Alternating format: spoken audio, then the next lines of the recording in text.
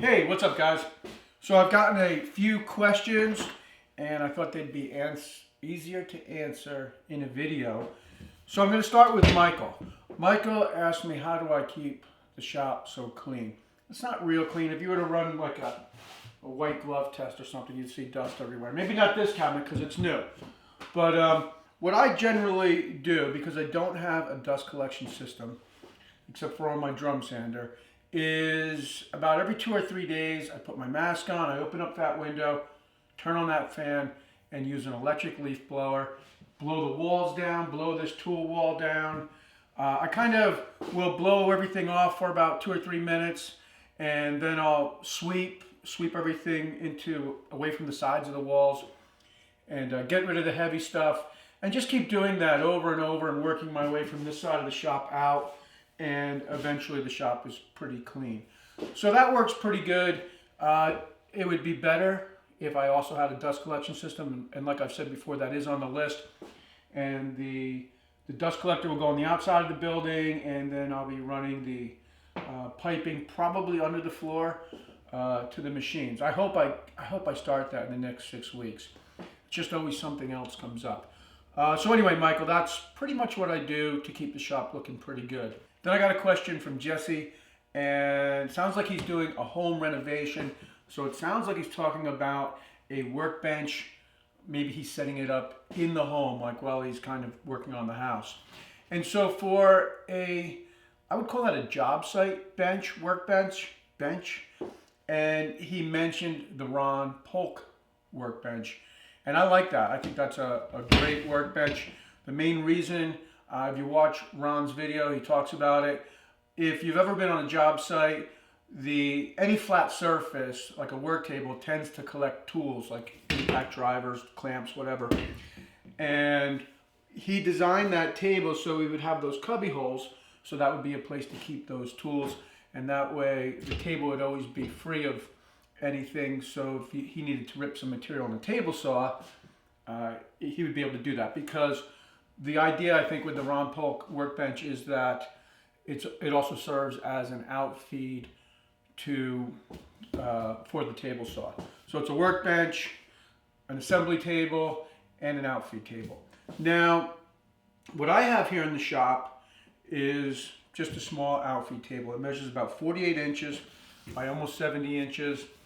And I wouldn't use the Polk table in this shop because it's a little bit too big for this shop. This is a pretty small shop.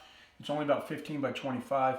And I want to have a lot of storage underneath the table. So I've got a cabinet on that side, a cabinet on this side. I've got some storage under here. And this works great. It's definitely not ideal though. And I've talked about this before. I always try to make sure I make all my rips so I don't have to go back to the table saw once I start building something. Because if I do, then I have to adjust it so I can then use the table saw. In a perfect world, I'd have a nice big assembly table a couple of feet away from my table saw. So I don't know if that helps, Jesse. It really depends on your situation, but I do like the Polk table. It looks nice and rigid, and it looks pretty easy to move around if you're taking it from room to room in your case, or maybe job site to job site. If you tuned in on Saturday, you saw me build the impact gun, drill, cabinet, charger station. I'm really happy with the way this turned out. I really like the way it looks in the shop. It's nice to have all my chargers in one place. A few people thought maybe the batteries would overheat in here. I'm not sure about that. Maybe somebody suggested a couple of vent holes. I actually turn off the surge protector when I leave at the end of the day. So I'm not really too worried about it. A few people mentioned the Milwaukee. It's the first time I've been using Milwaukee in the shop since I've been making YouTube videos, although I've used plenty of Milwaukee tools. Milwaukee gave me the impact driver and the drill. They're not a sponsor. I would love it if they were a sponsor. I love their tools. First cordless drill I ever had was a Milwaukee, and I think everybody knows Milwaukee makes good tools. So anyway, I thought I'd throw that out there. But a little bit about this.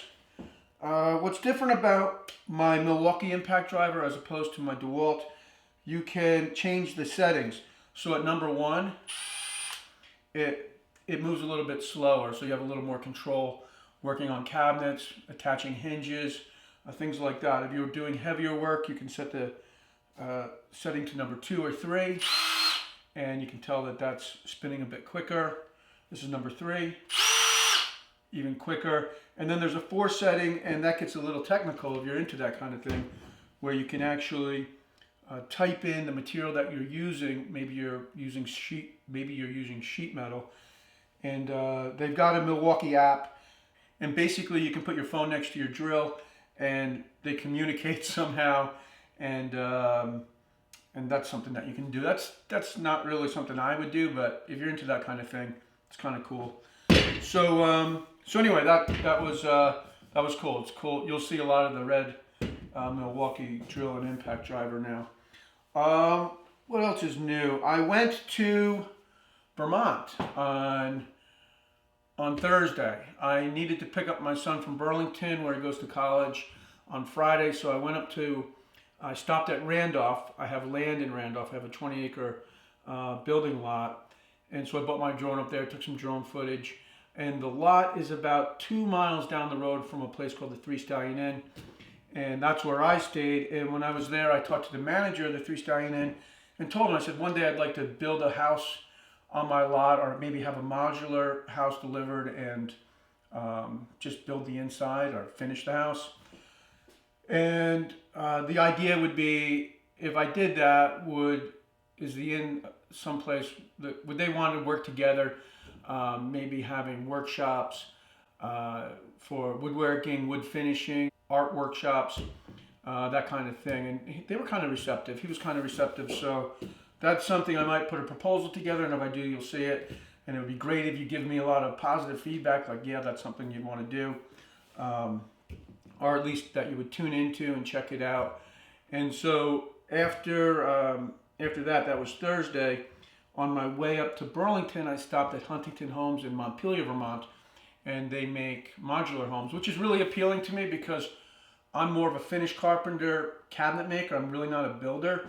And so the idea of having a house set in place, and then I can move in, set up a wood shop in the living room and make all the kitchen cabinets, trim everything out, hang the doors, do all the woodworking, all the bookshelves, vanities, bathroom vanities. That would be kind of a dream job for me. So anyway, I stopped into Huntington Homes, and that was really cool. It's a really cool operation that they have there. Basically, the houses start on one side of the building, and then they move through to the other side of the building, and you've got wheels that are attached to the floor, and then underneath the parts of the house is kind of like a train track, and they basically push the parts through until the parts of the house are built. And so basically this side of the house, everything's starting, or this side of the building, everything is starting.